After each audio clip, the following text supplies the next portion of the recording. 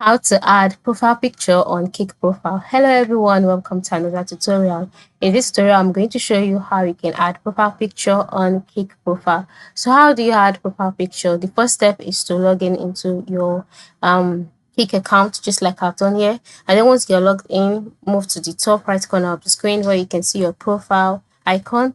And then once you're on your profiles page, you can see the option set photo where your profile picture is meant to be. You just click on that.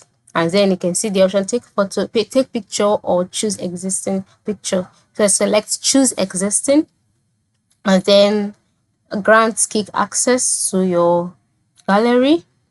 All right, and then you'll be taken to your gallery where you see so many pictures. So you can just go ahead to select the picture that you would like to use as your profile picture. After selecting it, edit it, make it the way you want, and then click on done. And then just like that, your profile picture will be changed to the one that you've added to Kik. So this is how to go about it. This is how to add profile picture on Kik Profile. All right, so ensure you have a good connection to ensure that it works out. Have a good day and thanks for watching.